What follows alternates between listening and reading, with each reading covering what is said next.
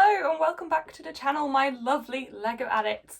Yes, this is filmed on my phone, but I realised I think my phone would deal with the colours slightly better than my camera because my camera seems to wash things out a little bit. This build needs to have all the colours. So today we'll be talking about this fantastic ReMoc / MOC, so basically just the original design by Scarlet Patronus. Obviously all of their details are going to be below, both their stickers shop, eBay, and also just a rebreakable link, but they sell all the instructions and stickers on their eBay, so go check them out. They are some lovely, lovely people. And just in the interest of transparency, obviously they're my friends, but also they asked me if I wanted to do one of these ReMocs, and we went 50-50 on the part cost, so just want to make sure that you're aware of that, so, you know, we're all being transparent here. Alright, so when they asked me if I wanted to do one of these ReMocs, I was like, yeah, obviously, like, basically I've been wanting to do one for a really long time. It's just one of those things that, like, was on my list of things I wanted to do, because I was doing quite a lot of ReMocs at the time. Like,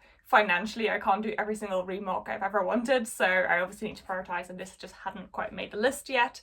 Also because I was kind of holding fire with any Diagon Alley changes, because I was very conflicted between whether I wanted to mock the existing Diagon Alley set to make it a level taller, or if I wanted to go into the direction of extending it, because let's be honest, we all know I have very limited room and up is generally a better way to go than lengthwise. But I decided to go lengthwise because creating new buildings for Diagon Alley is really, really exciting, and as you know, one of my older videos is actually like a Diagon Alley MOC where I just had a bit of fun with Studio and designed a fun little extra building for Diagon Alley. And I've just kind of been wanting to build one in real life for ages, because the one that I designed isn't possible to be built in real life because some of the colours I use don't exist. Sad times. Maybe one day. And also, Callum designed all the stickers for this MOC, so you can have the same level of detail as the original Diagon Alley buildings, and I am so hyped. So Scarlet Patronus is one of the many people that do awesome Harry Potter MOCs. I think they're one of the most well-known ones. If you have seen my Diagon Alley before, you may remember this really cool little butterbeer stand, which is also one of their designs. In fact, it's actually not entirely their design. Theirs is designed with snow on the roof and to be set in Hogsmeade, but I decided to mock it to have a normal reddish brown roof so it could sit in my Diagon Alley, because I really thought it was so very sweet.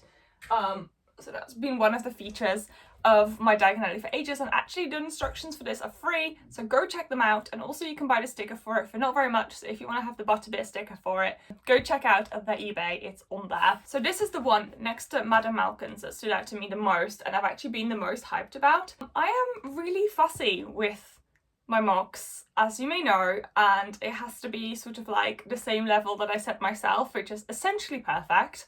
And this came very close, and therefore I was like, I'm gonna have to do this. The renders look really, really good. One of the main things that drew me to Scarlet Patronus MOCs is that before they release instructions, they always buy the bricks and build it themselves, just to make sure that they're happy with everything, just in case there's anything difficult whilst building, that they apprehend that thing and, you know, change that in the instructions. So when you buy their instructions, you kind of know that they're going to work because they've built it themselves, which reassured me a lot. I think starting off, I obviously had to get all of the bricks first, which took a little bit of time. So if you look at the original pictures of this build, you will notice olive green masonry bricks, and I have to say that was part of the draw for this MOC for me. But unfortunately, since these instructions were released, the olive green masonry brick is now only in retired sets, and therefore it's no longer in bricks and pieces. And it being a masonry brick, it's obviously very popular, so the price of it was quite high. And I've decided, instead of getting all of the olive green masonry bricks that you needed, I was going to go with basically lots of olive green 1x2 plates and 1x1 plates, and some light bluish grey studs and various other bits to kind of create texture instead.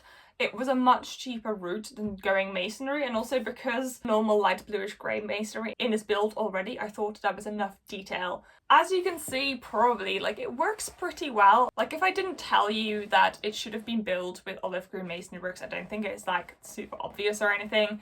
And yeah, overall that was a really easy swap to make. I am still missing like a few final parts, but I was really impatient and wanted to build it, so I'm still waiting for a few tiles to finish up the roof here, and there's some things internally that I'm still waiting on. But like, 99.9% is here. So I was like, I just want to show you guys, it's so cool.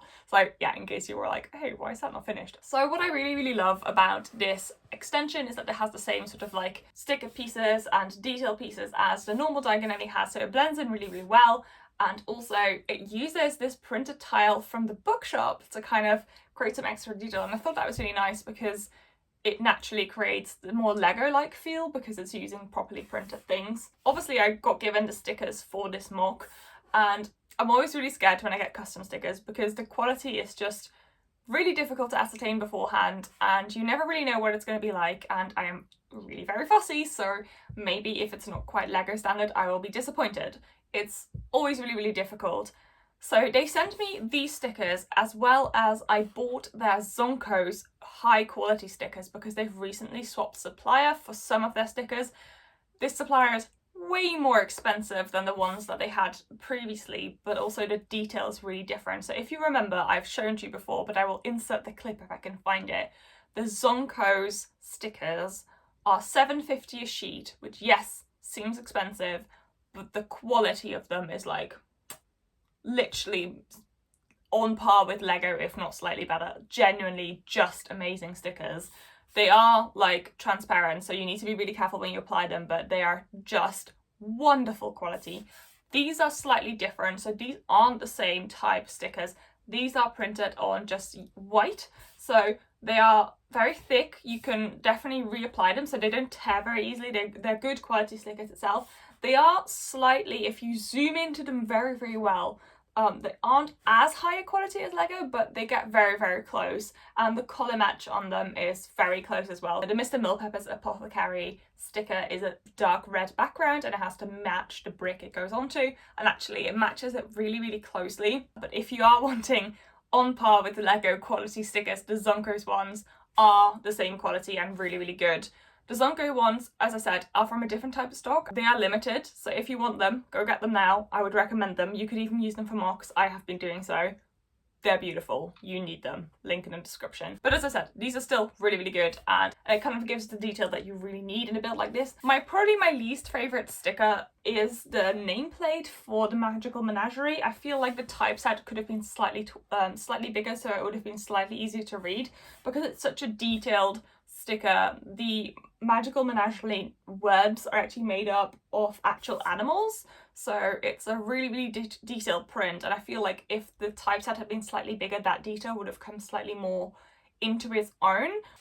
Overall, the build of this really felt like just going through a proper Lego set. Even the instructions are even the same as Lego. There is like a little bit of information beforehand, some close-ups, some detail about the build, and then the steps are really easy to follow, really clear. Like, they're probably the best MOC instructions I've ever used, and I've used quite a few because it goes really slowly, step by step, really obvious where you need to place bricks.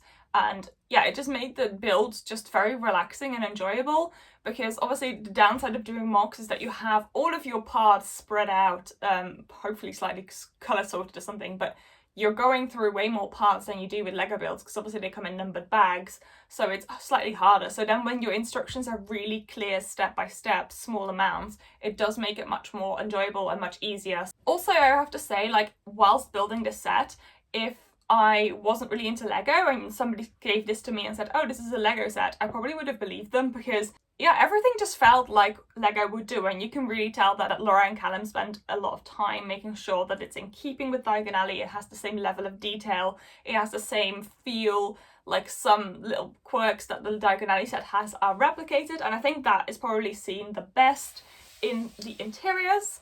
So for the Magical Menagerie itself, they use these 2x4 tiles to kind of make this little entryway, which initially I was like, oh, why didn't they tile the whole bottom floor? But actually looking at the other Diagon Alley sets, they kind of do similar things to the interior. The interiors aren't entirely tiled, which in that sense, personally, I think I would have liked it if it was tiled completely, but this is what Lego would have done, because that's kind of the level of detail they've been doing into the actual Diagon Alley. So I think it's very in keeping with the style of the Diagon Alley that they're obviously adding to. I really love the little dragon stand. This kitten one is so cute. I think the most expensive and difficult things to get were some of the animals. I think what I tend to do when I start doing a MOC is kind of going through the parts list when I first import it into Bricklink, kind of going, seeing what I have, seeing if anything is a ludicrous price, and then just changing it to something that works better, which is kind of how I went with the olive green as well. And then the apothecary itself I really like, because I love making like small displays of lots of different little potions and stuff. And then that's where another big sticker sits. So I really like that they made this detail with a sticker, because that's, again, something Lego would have done in Diagon Alley. So it made it feel really real. And genuinely, I'm going to repeat this a few times, but it really felt like this could have just been a Lego build. And I think a few of my comments that I was thinking about whilst building this, and I'm sure some of these things have answers, either I'd like to change myself, or maybe it's just some feedback. But I think it would have been really nice if the side of this build would have been finished. They're currently left bare as studs, but it would have been really nice if they had at least a tile on top, or maybe like a slope, I don't know. Again, maybe that decision was made because of cost or hard to get parts, or it just didn't quite look right, but personally I felt like it would have been nice to have that finished. As I keep praising it for being super in keeping with Diagon Alley, the other few super minor changes I think I would make is adding some doorknobs to the doors and possibly changing the orientation of one of them, because when I look at the actual Diagon Alley buildings from the set, that's what they've done as well, and they all have a doorknob. So just wanted to put that out there. It's super minor and I can really easily put them on myself, but I feel like I'm going to just be nitpicking slightly. But I feel like I wanted to mention these few things because they just crossed my mind whilst I was building. There is no stuff in these barrels either here or in the interior, and I would have really liked to have had some stuff in them. Again, I can really easily just add some stuff, I have enough, but maybe like some bones or yeah, something just to fill the barrels up and to give them a bit more of an obvious purpose. Yeah, definitely something you can change yourself when you've built it, but just a tiny bit of feedback. Then if we go to the interiors, the only thing I was surprised by is to see that these interiors were tan and not medium nougat like this front building is. So the front building is coral with the accent of medium nougat, but then the actual interiors are tan. And though I think it looks really nice with the beds and makes the interiors a bit brighter, I was surprised for it to be tan, because it could have easily have been medium nougat as far as I'm aware, apart from this pillar I believe maybe doesn't come in medium nougat, but that could have been just a 1x5 normal pillar. So yeah, I wonder what the reason for that was. I'm very curious. It doesn't bother me, like tan is really nice, but yeah, I was just surprised while I was building. And then the only other super minor point, and I totally see why they would have gone with the dragon there, but obviously they wouldn't sell dragons in Harry Potter because they're illegal and you can't own dragons. We all know this.